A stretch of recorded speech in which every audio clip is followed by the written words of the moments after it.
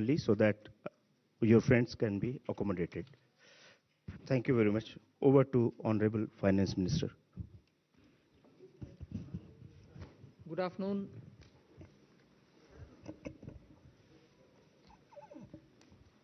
This is the customary press conference that we hold with all the secretaries. You've heard the entire budget being presented in the Parliament. So as opening remarks, I'll just highlight some of the points which we want to draw your attention to. But subsequently, of course, we'll answer all your questions. All the secretaries are here with me. So this budget being the first one, as the Honorable Prime Minister said 2 days ago, this being the first one for the second quarter of this century, also leading towards Vikasit Bharat 2047. We are laying the path and giving a push to the economy to maintain the growth momentum. And for that growth momentum or sustained economic growth, which we want to ensure, primarily we are looking at building the ecosystem with structural reforms which will go on. Reforms have been carried out. We are continuing to do the reform activities, so it will continue with an aim to make sure that we create enough environment for improving productivity and making sure employment is generated. Also, technology, 21st century, this century is completely driven by technology. So we will ensure that technology is brought in to benefit the common man, to make sure common man benefits in the sense of ease of doing living, or for his business to prosper, or for farmers for greater productivity, or better logistics, whatever. So technology for benefiting every common man. And above all, with all this, inclusive development. Sabka Saath, Sabka Vikas, and that is why you heard me bringing in schemes which have good allocations for bringing better health facilities, creating a cadre of people, not cadre in that sense, but a bulk of people who can come in as health workers. Also making sure we are able to provide dignified opportunities for Divyangjan. Mental health has also received a lot of attention. So these are the side for Vikasit Bharat and making sure Sabka Vikas hoega. But the idea is the advantage and the momentum that we gained since after COVID by increasing public capital expenditure will continue. We've announced that 12.2 lakh crores are coming through public expenditure this time. It is 4.4% of the GDP. I'd like you all to please notice that, which is the highest, at least in the last 10 years. It could even be highest if you were to take data earlier. No increment in capital expenditure, sustained fashion, has happened ever before. This one marking 4.4% of the GDP. Then what are the kind of things which will happen through it? You will have dedicated freight corridors. I've named Dankuni in the east, Surat in the west. Then I've also highlighted that 20 new national waterways, not national highways, national waterways are being planned. And again there, those are going to pass through some of the critical mineral areas. Orissa, where the mineral-rich state, you have the waterways taking it to the port. And the two ports have been identified, Paradip and Dhamra. Similarly, we are also making sure that the coastal cargo movements will be enabled through a cargo route, so that through the coastal area we are able to cut down on cost of movement of goods. City economic regions, developing them is a very big new measure that we are coming up with. And for that, an allocation of 5,000 crore per city economic region. Imagine the amount, 5,000 crores in 5 years, 1,000 crore per year per city is being given, and the emphasis is going to be largely on tier 2, tier 3 cities. And then talking of infrastructure further, with the capital expenditure coming with the big number, you're having also the high-speed rail corridors, 7 of them announced. The destinations are clear so that they become the bridge for all these economical robust centers. So those are for making sure that the infrastructure and the capital expenditure are getting tied up, and the country benefits from the ripple effects that these can bring in. The 7 strategic and frontier sectors in which we've highlighted that will increase productivity and also have new investments come in and give emphasis for India's own brand on those things is on the biopharma sector. I think that's going to be a big change in the way in which we are looking at giving capacity for those who are able to research, who are able to undertake research and development. So 10,000 crore initiative again over 5 years for domestic biologics and biosimilar production. This is a clear message and backed with enough substance that India's lead in the pharmaceutical sector should be kept intact, but at the same time bring in newer ways of helping the pharma sector, and also because it has an impact on human health. Semiconductor mission had 2 major announcements that will improve the India stack and also the IP related matters. Electronic components manufacturing scheme for 40,000 crores is a major encouragement for electronics to become self-sufficient. We have also announced establishing rare earth corridors so that India can face and be able to meet its own requirements with its materials. So once we identify and are able to explore these minerals and process them, make them available for us, our dependency on external sources for bringing in the rare earths will be lesser. And we've identified the states where we want to establish this rare earth corridors. They are going to be in Orissa, Kerala, Andhra Pradesh, and Tamil Nadu. So these are very important developments, and they are going to have multiple decadal impact on the Indian economy. Our dependence on magnets and rare earths will be brought down. 3 dedicated chemical parks, again for reducing our import dependence. High-tech tool rooms for research, that will be set up in 2 locations. Very important thing is about the construction equipment being imported. That could be for building tunnels or metros or high energy and also heavy duty equipments which we are relying on imports. We want to manufacture them in India, and that is why I said, how does it affect a common man? It affects because firefighters today have novel, new, big ticket and small, very small firefighting tools and weapons or equipments. We don't have them in this country. That's why if there is a fire accident in some very congested area, our equipments are not able to reach those points. Whereas there are equipments which today are produced abroad, which can navigate those small corridors and go save people's lives.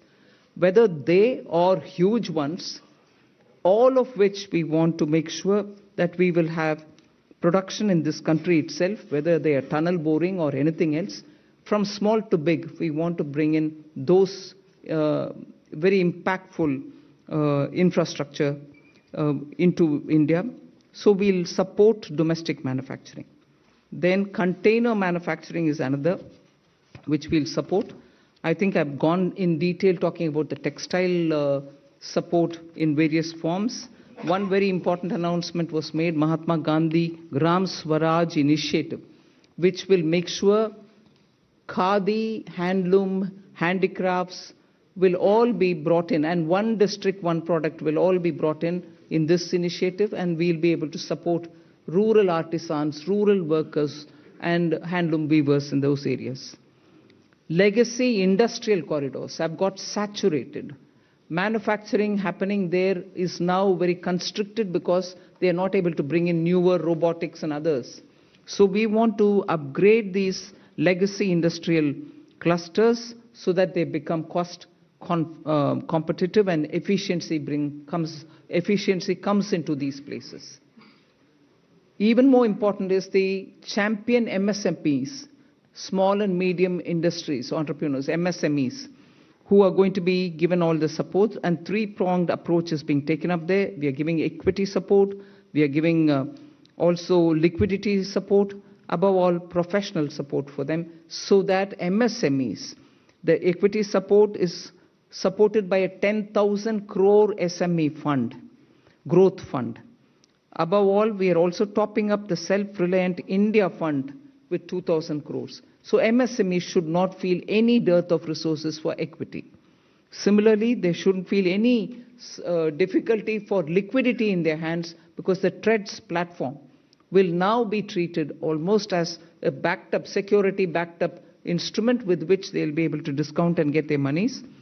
For professional support, we're working with the chartered accountant and cost accountant institutes so that they can create corporate mitras who can help these MSMEs in filing their returns, doing their accounts, and so on. Above all, for youth and training, there's so much.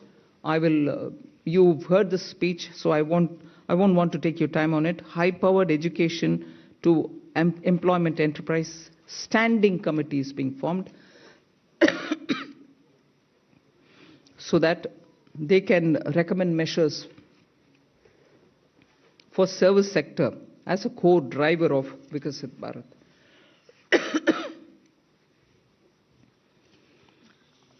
Part B concentrated a lot on tax and related concessions that are being offered. More importantly is the process simplification which has been announced. So elaborate measures have been taken. You will be able to also seek clarification if you want. New export opportunities for fishermen who can go into the economic India's zones, high seas, and also assess and access the global markets.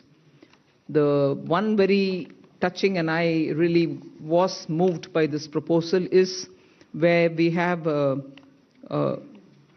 identified 17 drugs or medicines which are going to be basic custom duty exempt, which are important for cancer patients. Similarly, 7 more rare diseases are added to the import exemption list of the import duties. Baggage clearance and personal items which you bring in when you travel are all being given enhanced duty-free allowance. Besides that, there are quite a few direct tax and indirect tax proposals. Decriminalizing the penalty proceedings and support to the IT sector are some of the high points. As an opening remark, I'll conclude here. I'm sure you'll be able to ask questions and seek clarification. Thank you for coming. Thank you, ma'am. I'll start this question, taking the questions. First question is 17. 17. Good afternoon, ma'am. Shishir here from Hindu Business Line. Ma'am, my question is that under the miscellaneous capital receipt, the provision is 80,000 crore rupees. And last year, the provision was 47,000 crore, which has been reduced to 37,000 crore rupees now. Does this mean that there will be more equity monetization this year, or there will be more focus on the asset monetization of CPSEs? So you've got it rightly. The intent is that we will have a very strong asset monetization plan in place. Last year, ma'am had announced in the budget that there will be a pipeline prepared, which is being done. So we hope to reap the dividends from that. 238. Ma'am, Timsi Jaipuria, this side from CNBC TV 18. I just wanted to know the rationale behind the hike in STT in futures and options.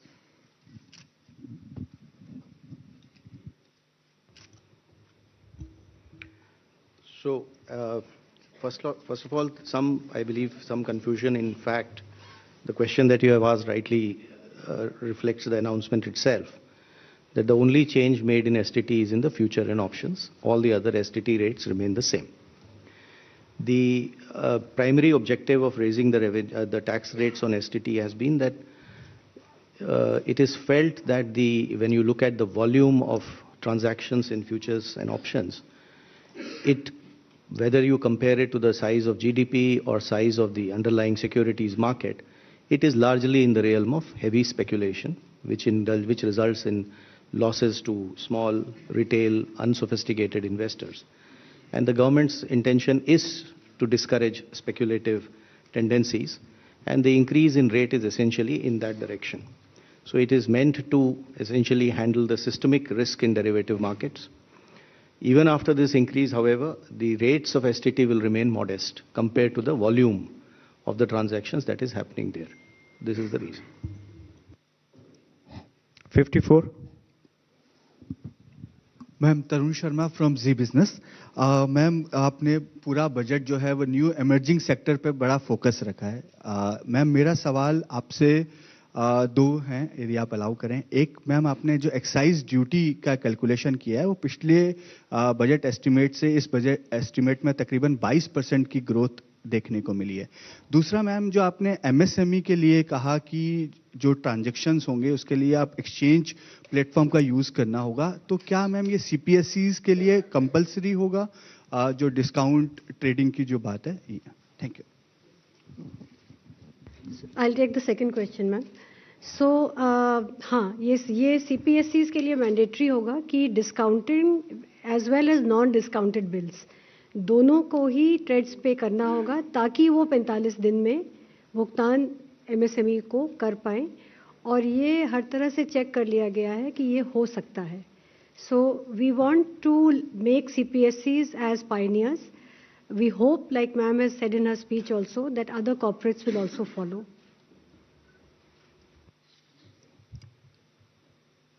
On excise?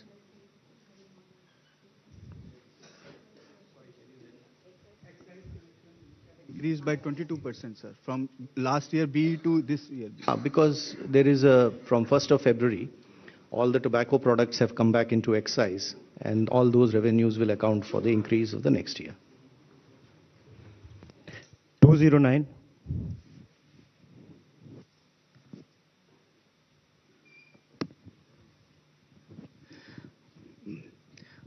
Ma'am, Prakash Predashi from ET now. The budget has announced restructuring of PFC and REC. What will this restructuring look like? And does this also mean that these NBFC will be merged going forward? What is the later part of your question? That these NBFCs are not going to? Will be merged going forward? Yeah, I've said we are rationalizing it. You'll get to know as we go forward. We want to streamline it, and therefore we'll be taking some steps. We'll let you know the moment we decide how to go about it. 234. Hello, ma'am. Harsh Kumar from Business Standard. Ma'am, two questions. One is, you said that a high-level committee will be formed on the banking reforms in order to 2047. Are we going further for any kind of merger or something, since government is continuously saying that we need at least two of the big banks, at least of the top 20 banks. So are we going towards that? No, first of all, when I say that it's going to be a high-level committee which is going to look into it, the terms of reference will be prepared, and we are looking at committee to go into the entire expanse of the banking sector so that they come up with recommendations which help us to plan for banking for 2047. We need, by the time we become a Vikasit Bharat, 2047 is our goal. We need to understand what are the other steps that we need to take in the banking area, and based on the recommendations, we'll go forward.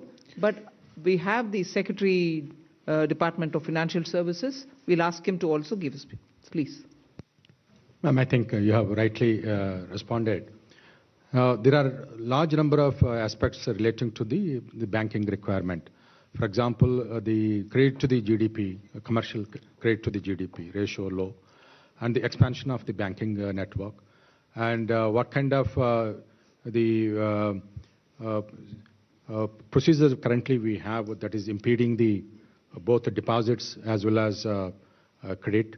All those aspects will be looked at by an expert panel, a committee, and well, we will definitely have TOR, and then also consult the all the stakeholders, and the government will take a view on how to lay strong foundation for 2047 Viksit Bharat. Ma'am, one more question. 229. Left side, yes. Ma'am, Premanshu from Ananda Bazar Patrika. Ma'am, have you consciously avoided announcing any bonanza for the poll-bound states? And secondly, can you elaborate on this East Coast corridor, industrial corridor you announced? See, the industrial corridors are very critical for supply chains. We need a predictable mineral, rare earth and magnet related products to be made available for India's manufacturing, whether it's lithium ion, whether it's automobile sector, whether it's the new age solar. You need these rare earths to be processed and be made available. We have enough raw materials. The coastal areas are rich in these minerals. And therefore, states also felt, I must credit that the interaction that I had with the finance ministers pre-budget, many states felt that there are rare earths which they can utilize. We then sat up in the budget group that we have, Revenue Secretary, DFD Secretary, things that we can do so that their capacities to extract these minerals, process them, make them something which the industry can benefit from. So India can be less dependent on imports of these materials.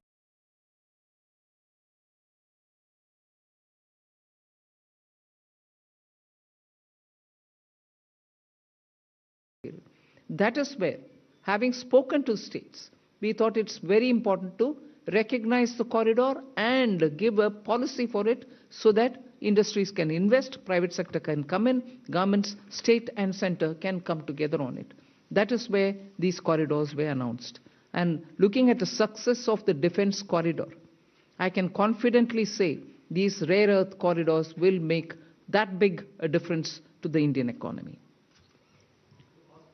The first question, I think there's enough to cover all the election states. If I do, you will ask me, why have you done it only for the election states? Now I've done it for election and non-election states as well. You want me to spell out what has been done only for the election states? I'm quite happy to do it. 262, front. And the front, please. Here, front side. Front row. Good afternoon, ma'am. Sapna Das here from CNBC TV 18. Two quick questions. Just wanted to understand the gross borrowing at over 17 lakh odd crore. Would the government look at it as being on the higher side? Just asking that. And within that also, if you look at your net tax revenue stream, of course, B to RE, it's higher. And a lot of concessions have been given away both on direct and indirect taxes. But the trend seems to be a bit flat, around 28 lakh odd crore. So if you could explain to us, how is this entire thing looking?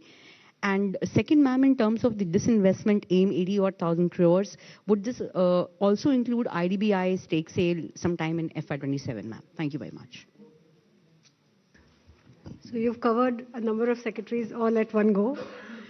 So on the borrowings, no, we don't think it's on the higher side because the net market borrowings are in the range of 11.73, which is been plus around that number for the last couple of years. The larger number is because we have 5.5 lakh crores which have to be repaid this year. So to that extent, we don't think that it's a large number. We have a plan how to manage this. And according to that plan, which also gets released from time to time, the markets would also know, as well as all of you all. 4. Okay. So, on the tax stream, because of some concessions that were given this year, there has been some course correction. But if you look at the next year, the direct tax is growing at 11.4%. and continues to be 3.1% of the GDP. The total collection would be 6.9%. The indirect tax excise is growing very healthily because of the base correction, the base which has got added. Customs too is showing a decent buoyancy. So on the tax revenue, I think we are looking up. And even GST, as you would have seen the collection figures today, after rate rationalization, the buoyancy which we had expected, and in this hall we had discussed about it, you can see that coming back on that tax. Hi, ma'am. Meghna Mittal from Money Control. The fiscal deficit target that you have set for next year from 4.4 to 4.3 is being seen as very, very gradual. Is there a specific reason, or is it because of the global uncertainties as one of the major factors for being such a gradual fiscal consolidation path?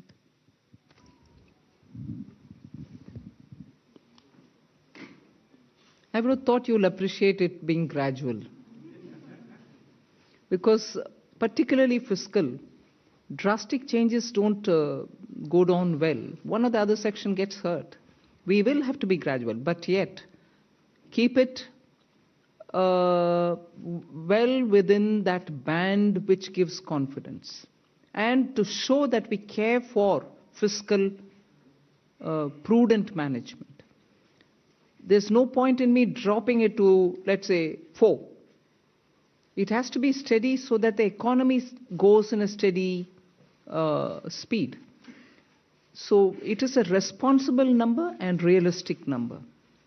It's not as if I wanted it to be so gradual. It is a responsible number. We should achieve it and equally not bring in any kind of turbulence anywhere. Thank you. From the center flank, 190. Thank you, and congratulations on a very comprehensive budget. Before you start, I was going to look at PIB and say, this side is being ignored. Yes. But good that he called you. Thank you. I'm Aprajita Saxena from CNBC International in Singapore. I'm very curious because you started talking about tech, and I want to ask a question about the ISM 2.0. There are those on the outside who say that India sort of lags when it comes to AI innovation, especially innate innovative LLMs. Is the strategy of ISM 2.0 to sort of become part of the global value chain, or are you more positioning towards India creating its own native LLMs? Thank you. I think Kashmini Vaishnav, the minister, has been speaking extensively about this. There are several aspects of it. We want to be sure that in the semiconductor domain, we have every expertise for all those 5 major chip or modeling or, the infrastructure, design, every aspect of it. So he is talking about creating capacities within the country to be able to have that kind of a infrastructure well laid out within the country. And similarly, if you're looking at the way in which our startups are working, using AI, and very clearly we have also shown a path that it is not just the large language models, but also smaller ones, medium-sized ones, which can serve the requirement of your economy. So AI in India, particularly when you have a huge demographic dividend, will have to give us results to ensure that our people have work and also the opportunities are going to be enticing enough for the youth. It cannot replace human efforts. So we are at the same time redefining for ourselves, if I may use that expression, on how to use AI. What is the capacity that we have to create, the kind of infrastructure that we have to lay in the ground for it. Equally, the products which come out of it will have to benefit our people because our youth are revving to do more and new. For them to do something new and for them to do something more, we have to create benefits out of AI rather than push along with AI unthinkingly that it doesn't serve our people. So I think these many different factors play in making a decision on semiconductor. And that is where semiconductor ISM 2.0 looks into these aspects as well. And I'll ask the CEA to speak a bit on it because he spent a lot of time so that he could write effectively capturing what's happening down. Ananta, you want to say anything on it? Actually, we have to see the semiconductor mission and the announcements related to the rare earth corridor, which ma'am talked about a few minutes ago, all of them as part of the framework that we presented a couple of days ago here on the strategic resilience part. So, in fact, many elements of this ma'am's budget speech focus both on equipping us to handle the AI-related technology as well as skilling the population in areas where they can be immune to some of the AI-related impacts as well. So it covers both dimensions, and therefore the semiconductor mission, the rare earth corridor, and also some of the Part B announcements ma'am made about the various electronics and manufacturing sectors were all part of the initiatives to make sure that we make ourselves strategically resilient in a very fraught global environment. 138 at the back side. Yeah. I'm Rishabh with NDTV Profit. Just wanted to ask on the buyback tax, the rationale behind it, because was it essential to do it now? Because in 2025, there were a lot of companies that came out with significant share buybacks. Also because, and also do you foresee some sort of a reduction in buybacks? And secondly, on pollution-related schemes, the outlay has been very stagnant, but pollution as a problem remains. Is this not a policy priority for the government now? On the buyback, I'll have Revenue Secretary brief us. So first of all, on the buyback, I'd like to clarify. I hope that the point was clear enough in the speech also, that it is in fact a relief. It's not a tax, additional tax. It is a relief. Buyback tax system was changed to make it as a dividend income, which is income at the applicable income tax rate at the hand of the shareholder. It has been corrected now, and we have put the tax to be in the hands of shareholder as a capital gains tax, which long term, for example, will be only 12.5%. So there is a correction and a relief which has been given to the shareholders. All that has been done is, the whole objective of doing that change at that time was misuse of a tax arbitrage by promoters. So the change made for promoter is that additional buyback tax on them, which again keeps things status quo for them. So even today, the marginal rate at which they would have been paying the tax as a dividend, which is at their respective income tax rates, we have kept it at 30 and 22. If it is a corporate, 22. If it is an individual, 30. So as far as promoters is concerned, it is status quo. As far as the other shareholders concerned, it is actually a very big relief. So that is probably what may make the point a little clearer, the announcement itself clearer.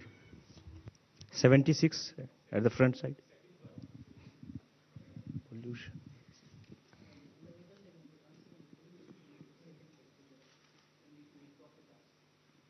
So pollution is a priority with government, and not everything has to appear at the budget speech is how I would put it, ma'am. So we are working with many state governments on projects related to air pollution, even water pollution. There is a significant budgetary outlay on sewage control as well as drainage. And as it was noted, you would have seen the Finance Commission recommendations also. A large portion of the Finance Commission grants to the local bodies, urban and rural, is tied to water and sanitation, particularly I would say sanitation. So pollution of all kinds remains a top priority, and there are different ways in which we are trying to tackle it. Hello, ma'am. Ma'am, I am Monica from Business Standard. Ma'am, I have two questions. Ma'am, I am here. Ma'am, I have two questions with regard to customs. Ma'am, in your budget speech, you said that honest taxpayers will be able to close their case and they can pay the additional amount. So I want to know whether this is a customs amnesty scheme, and if you can just provide the contours of this scheme. And also, ma'am, Economic Survey flagged the need for convergence between transfer pricing, which comes under income tax law, and customs valuation. But there was no mention in your budget speech. So is there any such proposal being considered by the government? Both on the direct tax and the indirect tax, this is not an amnesty scheme. This is essentially an offer given to the honest taxpayer who would otherwise, when he gets to know that he has to pay the duty, he will like to pay it. But because our laws require him to also pay a penalty on that, the negative connotation associated with being penalized, which he has to obviously disclose at some point of time, does create a situation for him or an incentive for him to rather dispute the duty, even though he may not want to do it. So the window that we are giving to the taxpayer is that you will, if you are willing to pay your tax or whatever is the duty, instead of penalty, the same amount you can pay in the form of an additional amount. So it will not be either a relief or an amnesty. At the same time, this amount that you pay will not be treated as a amount which you have paid as a penalty, and therefore that negative connotation will go away. You may have seen that there is another announcement of a similar nature on the income tax side, where when it comes to the cases of underreporting today, there is a provision under which you have to pay tax, interest on tax, and a 50% penalty. If you are willing to accept the demand and not go on appeal, you need not pay the penalty of 50%. You can go ahead and pay your tax and interest, and the matter is closed. What we have done is expanded this window and included even misreporting cases, where penalty is otherwise 200%. But there again, we are telling him that you can settle it by paying the tax, the interest on tax, and this 200% get reduced by half. You pay 100% as an additional income tax. The idea here is that if you are an honest taxpayer, accept the fact that you have to pay the duty. We will not like to brand you by using the word like penalty. That is these two windows are essentially meant to take care of those situations, which is why reference to an honest taxpayer.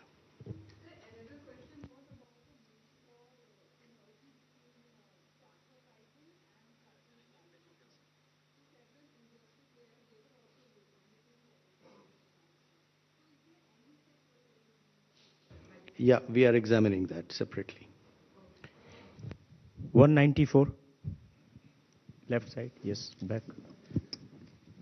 Ma'am, this is Amitod Singh from CNBC International. Congratulations to you and your entire team.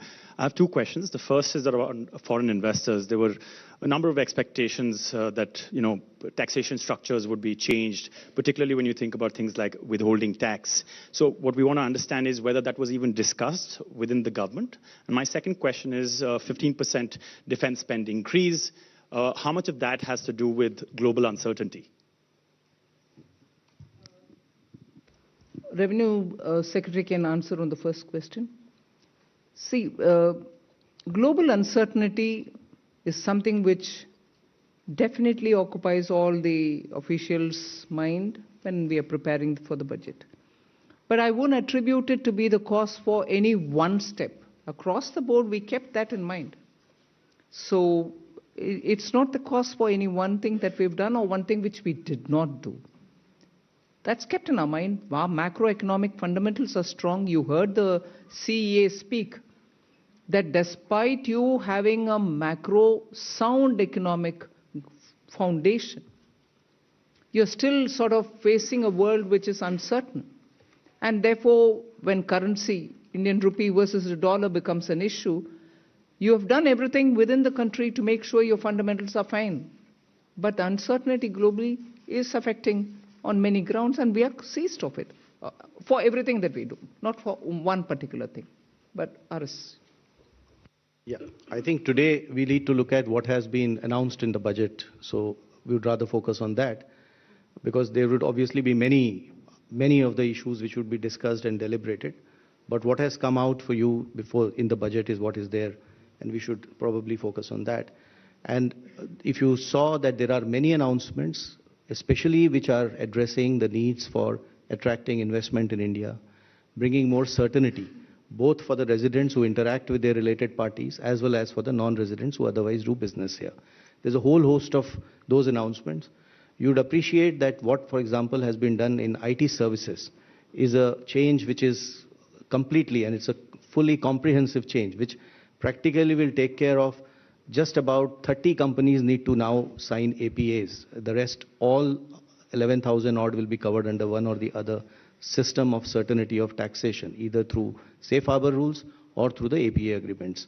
So this has been a major change. In specific sectors where we felt that the residents needed certainty, we have provided that, whether it is in the data center, whether it is in manufacturing, electronics, even for the expats, if they are going to stay here, the experts for a longer time. On the data center, I just thought I'll take this opportunity to clarify, because there was some speculation about what has been done. The thought process in this is that a global entity which is providing kind of cloud-based data services uses data centers all over the world to provide services to the customers. So it is very difficult to connect one-on-one as to which data center has resulted in what type of revenue. So the international entity of this nature would like to set up data services centers in India. which is a net economic plus for us because it adds to that scale and level of economic activities. It has strategic purpose too. So the arrangement we have done is, just because that entity will set up data service centers and will use this as one of the many to provide services globally, should not become a cause of uncertainty for it that its global income will get taxed here. So that is the certainty which we are giving to it. Quite naturally, the data service center, which is located in India, will be taxed depending on the way it is positioned. And that entity will be selling its services to customers in India through a reseller entity, which again gets taxed. What we are excluding from taxation is this global entity, which is essentially doing cloud-based services, using data services centers across. And we do not want it to be deterred from enhancing its business footprint in India to provide such global services. I'll just come in to add to that point on foreign investors, to point out one or 2 points on the Part A side also, which are important. One is that this was this ask from AIFs for a very long time, that most AIFs in our country are formed as trusts. Their request had been for a pretty long time to consider if the LLP Act can be modified and amended to align it with the functional requirements of AIFs. So that has been announced today, which is a very big move forward, as it will allow them to, the amendments are going to be of such a nature that by becoming LLPs, first of all, the liability will get limited. And then there are going to be amendments which will also allow for document filing, rationalize for entry and exit of partners, and similar such things to make it easy for the AIF partners. So that's one of the announcements today. The other was the announcement on the PROIs and the relaxations given therein of how much they can invest in a company individually and together. So those limits have been significantly enhanced, and all of it has been rationalized in line with OCIs and NRIs. Other than that, the FEM NDI rules, we intend to review it for 2 things. One is, again, we are continuously in touch with investors. There are asks over there. So instead of doing it one by one, this shows the intent of the government to actually reach out and address the world which is interested in investing in India and make it easy for them to do so.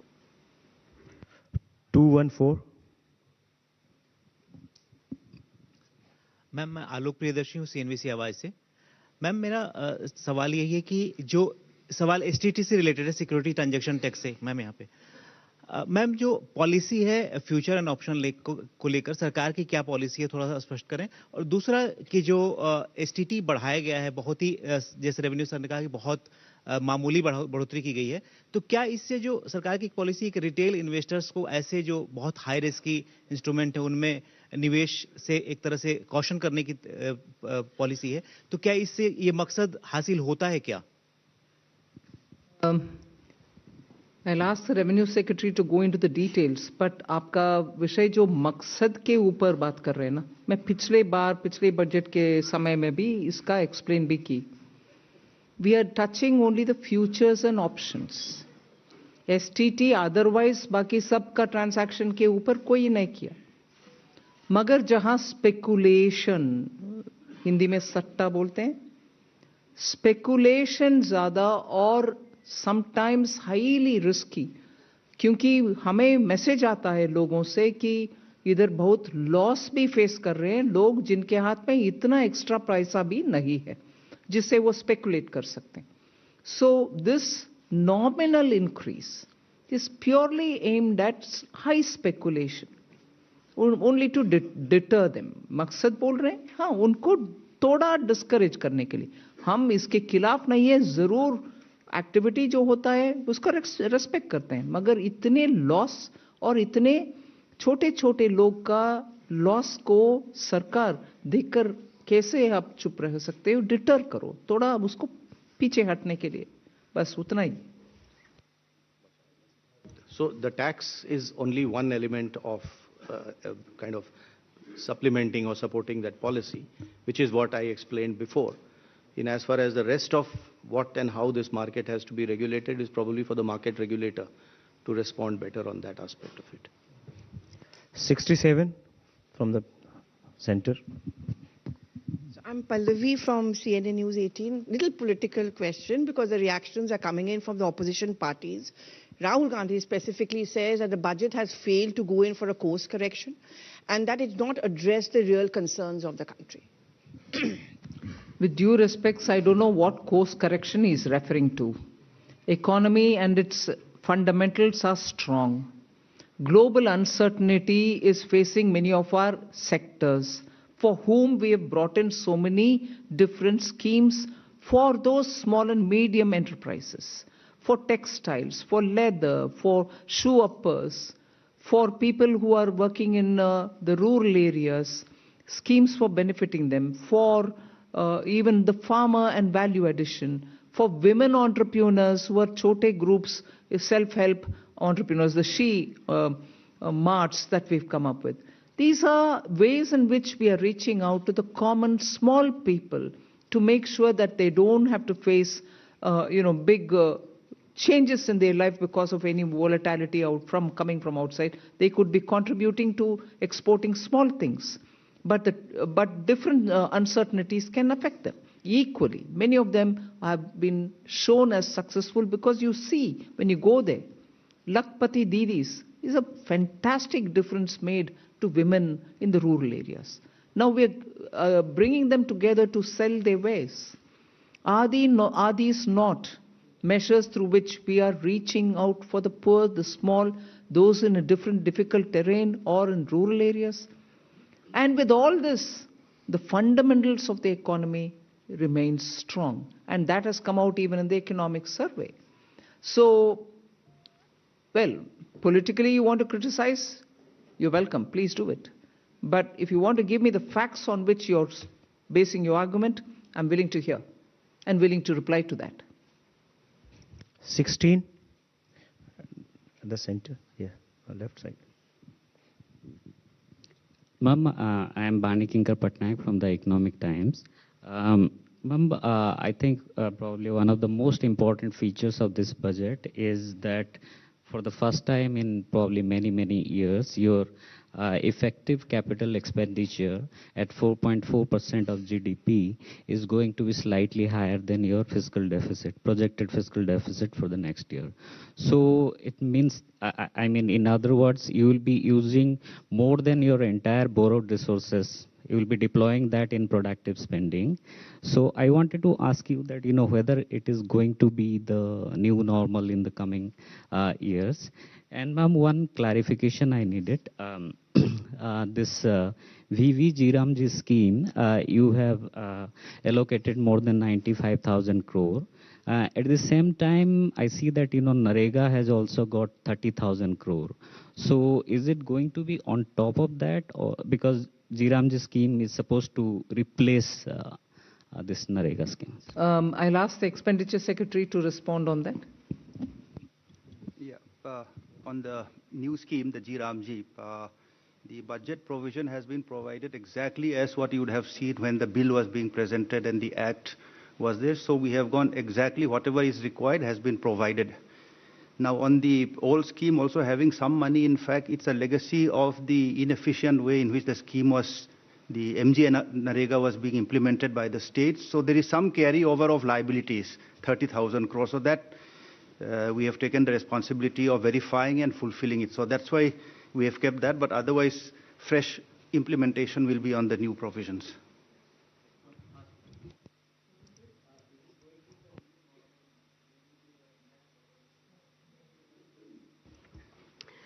I would say that the fact that we have an annual budget means that we review everything annually. So I will leave it at that, ma'am. We have done our fiscal math, and I think we come with a certain credibility on the fisc that we are confident of meeting, and while adhering to our commitment to higher capex. And fiscal deficit financing, as we have always done, is through a mix of market borrowings as well as NSSF. So that will continue. So there's not many major changes like that. Thank you. 37 at the back, yeah. Hi, ma'am. This is Shrimi Chaudhary from NDTV Profit. Just wanted to understand that this one-time foreign asset disclosure scheme, how that will be different from the similar scheme in the past, and if you could elaborate a contour of that, and also, is there any estimation of undisclosed foreign assets being done by the department? So this scheme is meant, first of all, for small taxpayers. There is a ceiling of the amount that can be disclosed. This window was provided for the first 3 months when the Act was brought in, the BMA Act, and that time people utilized it. What has been found is that there are many small taxpayers who, because of their ignorance, etc., have not been able to do proper disclosures. So this window is being given as a one-time 6-month window for such small taxpayers, the list of which some idea of who they are has been given in the budget speech also. So there are two streams in this window. One is of the people who have paid their tax, the income is disclosed and is quite transparently known. All that they failed to do is they were not able to disclose the asset, foreign asset that they had because of that. Which means they will be able to prove that the income was put to tax. However, the asset was not, just only thing they did not do is did not disclose it in their returns to the income tax department. So this is the window B, where we are saying that if you have a foreign asset of up to 5 crores, you can pay a fine of 1 lakh rupees, which today under the Act would have entailed them a fine of 10 lakh, a penalty of 10 lakh rupees and prosecution. So you will get both immunity from penalty and prosecution, and you can declare those assets. This is category B. There would also be category of people who may not have been able to or have not properly disclosed their income. This is the category A, for which this limit is 1 crore rupees. So 1 crore rupees of foreign asset or income, if they have not disclosed, then they can disclose it during this window. In this case, however, they will have to pay the tax as well as 30% tax and then 30% additional tax on top of that, and a certain amount of interest. Again, they will get immunity from penalty and prosecution. The idea is to essentially help those NRIs, returning NRIs, students, some professionals, people who have gone out, people who may have got ESOPs, any kind of such assets that they may have outside. They'll be able to disclose it and be able to protect themselves against penalty and prosecution and come clean. And it has been structured in a manner that it addresses only small assets, and secondly, it is something which will be helping them to also, get away from all the procedural problems of penalty and prosecution. 25. Hello, ma'am. Ruchika Chitravanshi from Business Standard. Ma'am, while you have stated that global uncertainty was playing on the minds of officials across the board, if I may ask you, what was the one challenge that you were trying to address, or economic concern that you were trying to address in this budget? When we said global uncertainties play in the minds of all the officials, it is truth that all of us are watching that global uncertainties are really of the magnitude that we've never seen before. So naturally, we had to assess for ourselves the various ways in which these uncertainties are playing out. So all of them are equally important. 243.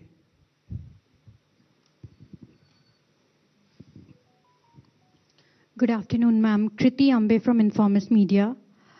Ma'am, this year's nominal GDP projection, the projection of 393 lakh crore, does it take into account the upcoming base year revision, or is it possible that this number would undergo further revision when MOSPI releases the new base year and releases its estimates based on the new base year by the end of February? Let the CEA and the Secretary EA answer that. The 393 lakh crores or 10% nominal GDP growth was arrived at based on the existing GDP base year and the methodology. Ma'am, if I could follow up on that, back in 2015 when the base year revision had happened, the previous years 14 and 13 numbers went up, nominal number went up by odd 9 lakh crore. So if FY26 number goes up by that sort of magnitude, or even if not from 357, it goes to 360, your fiscal deficit estimate would come down even further. So do you think there is possibility You began your question with the if, right? No answers from my side for ifs. Sure, thank you, ma'am. 45. I think center. Hello, ma'am. This is Pushpita Dey from the New Indian Express. So a lot of custom duty reductions have been introduced. So how do you see the impact on the revenue? And also, particularly for the consumer goods, like 50% duty reduction, will there be any measures to ensure there is no dumping after the reduction happen? And also, not particularly related to the budget, after the recent Tiger Global Tax Supreme Court verdict, do you see there will be any impact on the foreign investment for India? Thank you. Customs duty, the reductions, etc., which have been given have a logic for that sector, the need for those items to be brought into India, and customs duty not to add cost to it. So there is an economic logic of why it has been done. And if you have seen, most of them are meant to essentially enhance either manufacturing or value addition within India, or help the cause of exporters who are using those imported items to export items from out of India. So this is a very conscious sectoral call. For each sector item, the value chain has been analyzed, based upon which decision on whatever moderation or whatever calibration of duties were to be done have been done. The second part, in terms of revenues, etc., is concerned, what you would have seen is there are a lot of custom process reforms that have been proposed. And the idea is essentially to enhance the volume of international trade, which should fetch us more revenues rather than playing on the rate itself. So we do hope that these process reforms will encourage more people to kind of, export in the process, probably the part of global value chain, more imports, and duty or revenues will be a result of that buoyancy. I just want to add one additional point to what my colleague Revenue Secretary said. If you look at many of the customs duty reliefs given in Part B, you have to read them in conjunction with the announcements made in Part A on manufacturing. So you look at electronic component manufacturing and you look at the concessions given in Part B, there is a certain logic, alignment and synergy between the two. So that's exactly what you need to focus on. So actually, the fear of dumping there, will you be monitoring it? We are looking at only those sectors where we need to have our production capabilities improved, and raw materials shouldn't be a constraint on those items which are necessary for us. So it is a very calibrated way in which we've done that. 39, the front. Thank you, sir. Congratulations, ma'am, and everybody. Karishma from Business Today. Ma'am, I just want to also continue the question on the rural employment scheme. A couple of states have shared skepticism and apprehension if they'll be able to fiscally absorb it and if they have the appetite on the cost sharing for the scheme. Ma'am, second, just a follow-up question, if there could be an update given on IDBI disinvestment. I think the agriculture minister has spent a lot of time interacting with states to tell them what actually is Vikasit Bharat Gram, the G Ramji program is about. It is not about money. We have continuously given. That's why you heard Expenditure Secretary say, Manrega, balance which had to be carried forward, had to be provisioned for, we had to pay them back. Although inefficiently spent, we have to still give them, though we made the provision. And Vikasit Bharat Ji Ramji, as was at the time of the act getting passed, whatever was predicted was going to be provided, we provided for that. So I think there need not be any doubts in the minds of what is going to happen about rural employment guarantee scheme. In a way, the new scheme actually understands how efficiently it can function in the ground. Inefficiencies have been removed from it, and the money allocation proves that we have put the money where we spoke about. So that's fine. All disinvestments which have been approved by the cabinet earlier, That list will continue to be before us, and we will carry forward every such. And on specific, if you want to know, we have our Deepam secretary. Please do tell.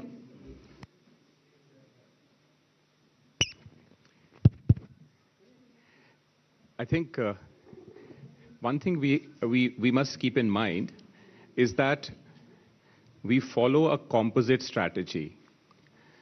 And disinvestment and closure have to be seen together as part of that composite strategy, which enhance or increase the participation and efficiency of the private sector. As part of that strategy, as Honorable FM said, whatever in principle approvals we have obtained for both disinvestment and closure, say about 50 of them, half of them have already been completed, which means about 12 closures and 13 strategic disinvestment transactions. The other ones are on track. That is why we keep aspirational targets, because we are fully on track and fully committed to completing each one of them and taking to a logical conclusion. Thank you. Yes. 81, backside.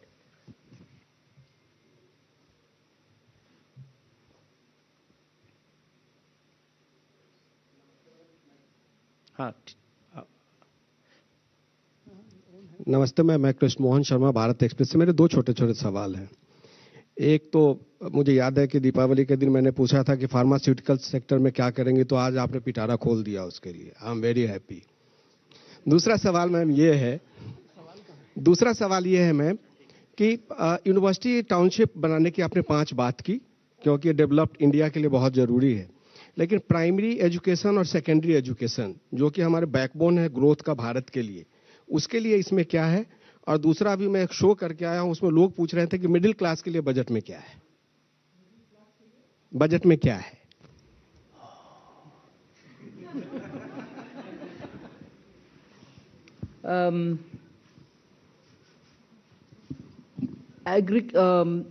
Higher education के लिए जब हम 5 university hubs बनाने जा रहे हैं, it is very important to recognize that आज private sector में यूनिवर्सिटीज बहुत आ रहे हैं। स्टेट्स का मन लग रहा है कि और हायर एजुकेशन सेंटर्स जरूर होना चाहिए। इन सब को सुनने के बाद हम हायर एजुकेशन में और ऑप्शंस ले आ रहे हैं, जिससे हर तरह का कोर्स उस हब्स में बने। Our students don't need to go out in case उनको वीजा नहीं मिला और बोरोइंग करके जाना है। उस क्वालिटी का एजुकेशन भारत में ही हो, इसीलिए जितने भी स्टेट्स वो क्या बोलते हैं, चैलेंज मोड में आकर के बोलेंगे कि हम जमीन देने के लिए तैयार है।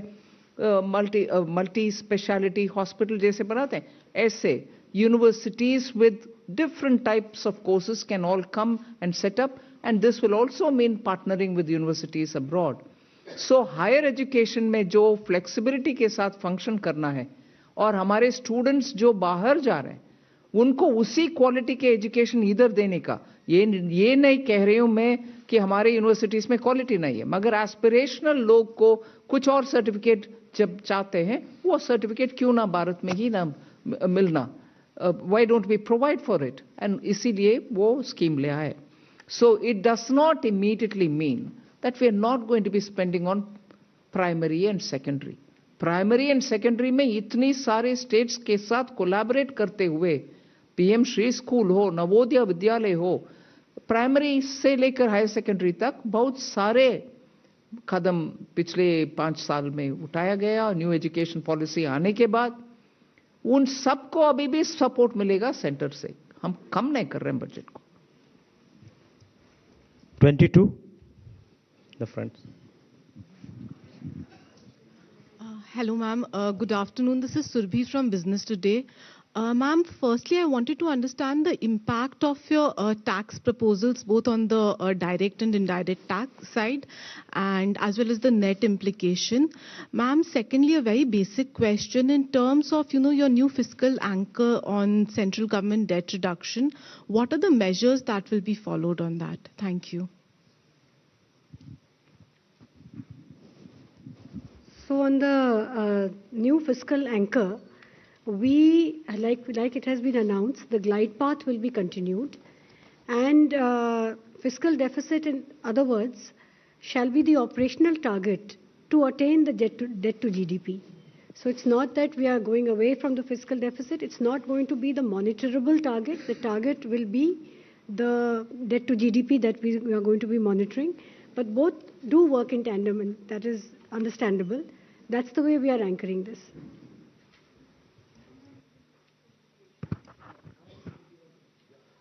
So I have already explained the growth rates for the tax the next year. So if you look at the buoyancy, for example, for direct tax, we are taking the buoyancy would be around 1.14. So which shows that we expect that with all these reforms, the tax growth should become and would be growing at a rate faster than that of the economy itself. So we do expect the tax income, the tax revenues to be sufficiently buoyant in the coming year. 46. This side, left. Ma'am, this is Priyansh from Money Control. I have two questions. One is on the GST. So the GST numbers that the target for FY27 is 2.5% lower than this year's target. So although there has been, this is due to the reduction in rates, but when can we expect the growth to be in the positive territory? And second question on the nominal GDP number, have you taken under consideration the conclusion of the trade deal with US on the nominal GDP? And if it is concluded, can it be higher?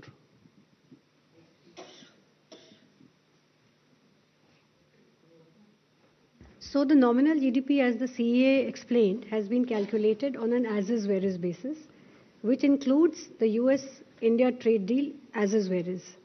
When things change, we will see how the data shows up. 249.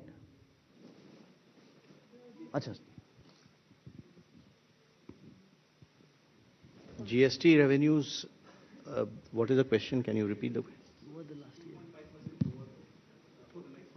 No. You will have to account the fact that compensation cess is not going to be there the next year. So you'll have to exclude that, which is why you would see our monthly figures are showing other than compensation cess. That is the right number to look at. Hello, ma'am. This is Priyoshmita from Informist Media. Ma'am, since you mentioned that gross borrowing for FY27 is not particularly high, can we expect more buybacks this year as well to bring down subsequent repayments? And secondly, are you looking to switch bonds with the RBI as well to manage your repayments? You did this this year in May after a gap of 2 years. Thank you. So the reason we do buybacks and switching is basically to reduce our repayment burden and to mitigate the bunching up effect, and also to manage the costs. So we did a significant switching of high coupon securities this year. Next year, this 5.5 lakh crore which needs to be repaid, as they keep coming up, we will be taking decisions closer to those, while work is continuously going on this in one division of DEA.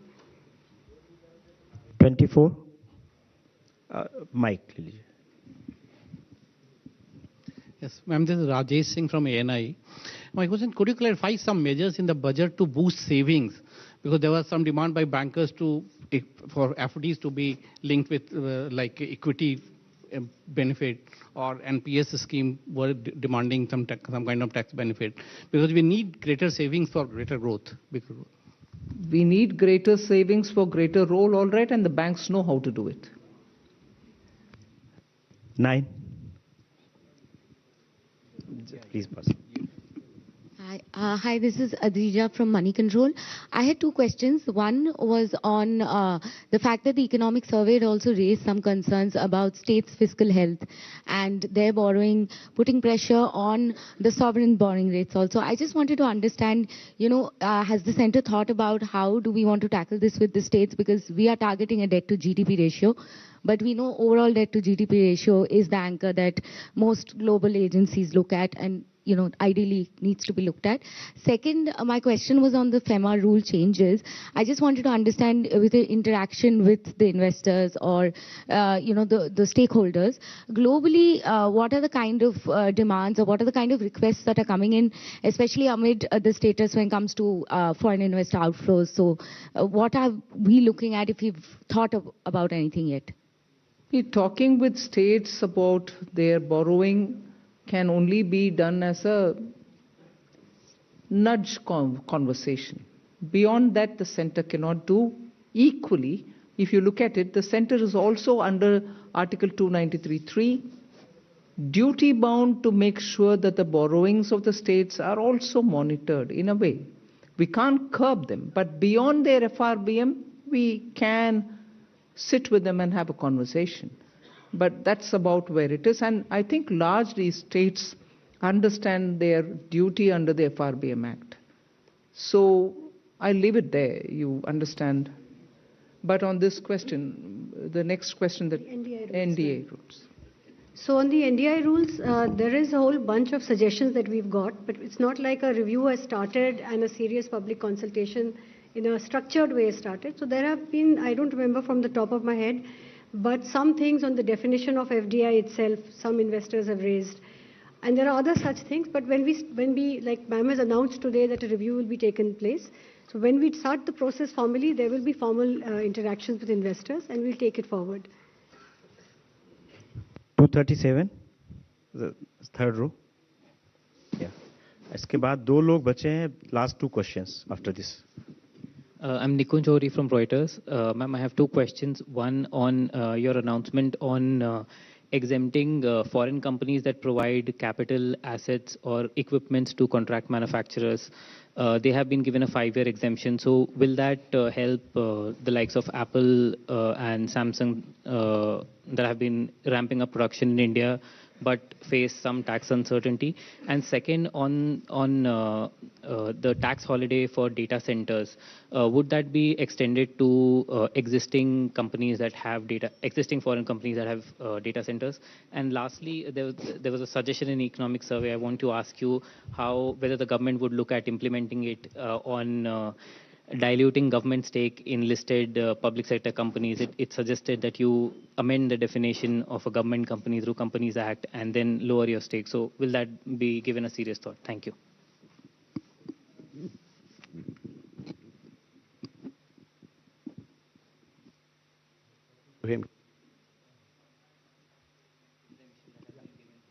See, the contract manufacturing, that is the toll manufacturing exemption that has been given, essentially is for the companies which will give their capital goods. There'll be no transaction, there'll be no sale, no lease. It's just given because they have some reason to do it, business reason to do it, and it is utilized by the entity here to manufacture. So this will be in a bonded zone, customs bonded zone. Therefore, we are saying that if you bring your machine, and that machine is used by a local manufacturer to produce something, we will not consider this to be a PE connection to India, and we'll exempt you for 5 years. I mean, for 5 years, the possibility of it being PE because its machine is being used here is something we are giving him certainty by saying that we'll be exempting him for 5 years. तो अब ये press